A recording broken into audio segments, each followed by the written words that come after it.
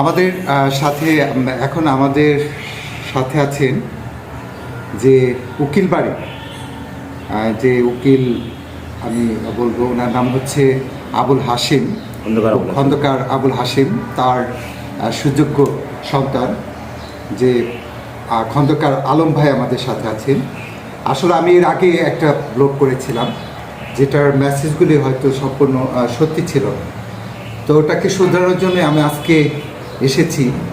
কারণ যিনি এই বাড়ির দায়িত্বে আছেন সেই খন্দকার আলম ভাইয়ের কাছ থেকে, আলম ভাইয়ের মুখ থেকে আমরা আজকে সঠিক ইতিহাসটা, এই বাড়ির সঠিক ইতিহাসটা, এখানে যে জমিদার যে 4টি ভবন নির্মাণ করেছিল, ইতিহাস এবং ঐতিহ্যের সাক্ষী হয়ে আছে এই ইমারতগুলি, সেটার সঠিক ইতিহাসগুলি আমি আলম ভাইয়ের মুখ থেকে শুনি। আমি ঠিক যতটুকু জানি অতটুকু বলতে পারবো, এর বেশি বলতে পারবো। আচ্ছা আচ্ছা, আলম ভাই যতটুকু আছে। ওই যে বললাম যে জমিদার বলে, কিন্তু জমিদার একটা স্টেটের মানে। এরা ছিল, এদের পয়সা ছিল, এদের তেলের ব্যবসা ছিল, এদের যে বাবু বলতে বলতে অনেক অনেক জমিদার বলে। জমিদার বাড়ি আসছে ওই দিকে একটা পুদ্দার বাজার দিকে আছে। এটা কিন্তু জমিদার বাড়ি না, কিন্তু মানুষ বলতে বলতে বলতে জমিদার বাড়ি বলতে বলে। এদের পয়সা ছিল, এদের ব্যবসা ছিল। আর এদের এখানে 4টা না আরও বাড়ি আছে, বিজেপি ক্যাম্প নিচে। তেলের বাড়ি, তেলে বাড়ি বলতো, তেলের ব্যবসা ছিল। তেলে বাড়িটা হলো কি কারণে? বললাম যে ওটা তেলের ব্যবসা করতো। ও আচ্ছা, আমি একটা কথা বলি আলম ভাই, সেটা হচ্ছে একটা মেসেজ। এই যে 4টা ভবন, আমাদের যে একটা ভুল ধারণা সেটা এগুলা জমিদার বাড়ি, কিন্তু আসলে এরা আমাদের এখানে ইসামতির নদীর তীরে যাতায়াত ব্যবস্থা ভালো হওয়ার দরুন তারা এইখানে মানে তারা একটা নগরী গড়ে তুলেছিলেন, যেটাকে এই ব্যবসায়ীরা পরবর্তীতে তারা এই সুন্দর সুন্দর ভবনগুলি কিন্তু তারা এই ব্যবসায়ীরাই কিন্তু করছে। আর সেগুলোই কিন্তু আমরা পরবর্তীতে তাদের আমরা সবাই মনে করি যে এটা আসলে জমিদার বাড়ি, কিন্তু এটা আসলে তৎকালীন সময়ে ওই ব্যবসায়ীরাই তারা এই সুন্দর সুন্দর ভবনগুলি নির্মাণ করেছিলেন নিজেদের বসবাসের জন্য।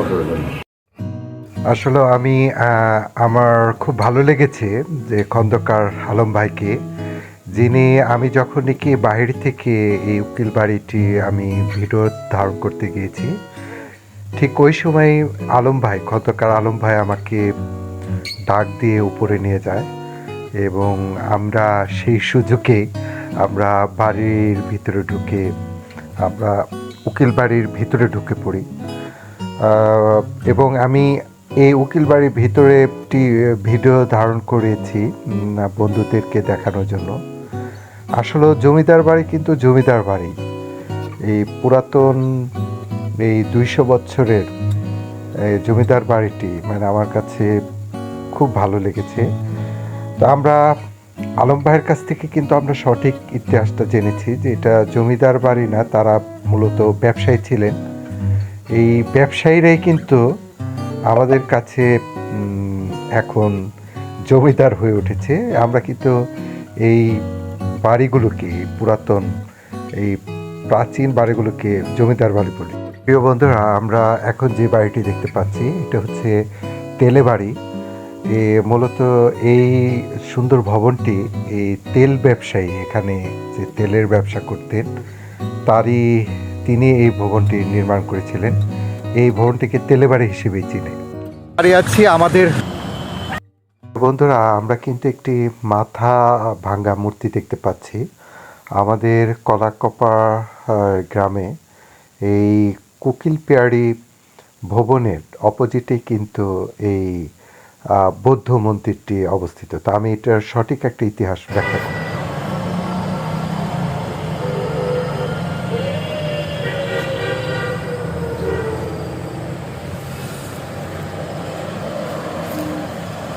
দেখে দেন, দেখে পাড়া দিন, আর একটু গাইয়ে আসে হাঁটতে হাঁটতে না, ওই জায়গায় দাঁড়াবে।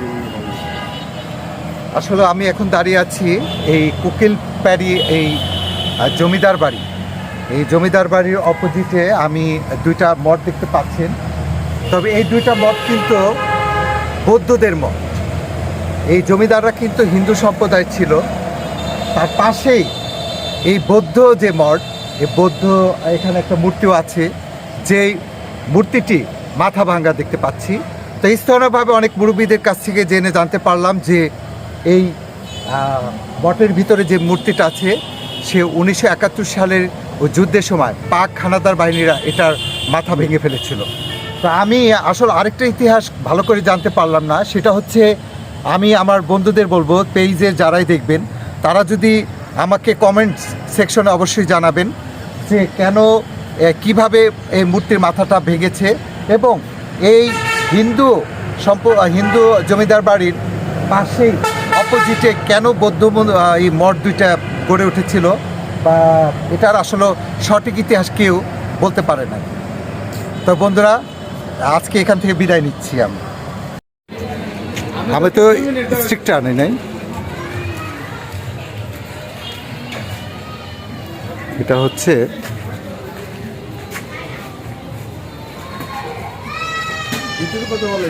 ওকে ওকে ওকে। আপনার নাম কি ভাই? হ্যাঁ, হারাধন। হারাধন। আচ্ছা, এই যে যে সামনে ইমারতটা দেখতে পাচ্ছি, এটা তো স্থানীয়ভাবে এই ব্যবসায়ী যে পোকরাজ ভাই, উনি এটার নিয়েছেন, মালিক আর কি। আচ্ছা, এই যে আদনান প্যালেসের যে পার্কের নামকরণটা ওনার ছেলের নামই করা হয়েছে, ওনার ছেলের নাম হচ্ছে আদনান। আচ্ছা আচ্ছা, এটার কি ইতিহাস, মানে এই এটা কয়শো বছর হবে? আচ্ছা, 300 বছর আগের ইতিহাস। এই আদনান প্যালেস আমি বলি যে আগে কার ছিল? জমিদার। এই জমিদারের নাম রাধানাথ সাহার এই বাড়িটি ছিল, তাই না? পরবর্তীতে আমাদের এই ব্যবসায়ী পোকরাজ সাহেব তিনি এই বাড়িটি কিনে নিয়েছেন। এখন যা আদনান প্যালেস হিসেবে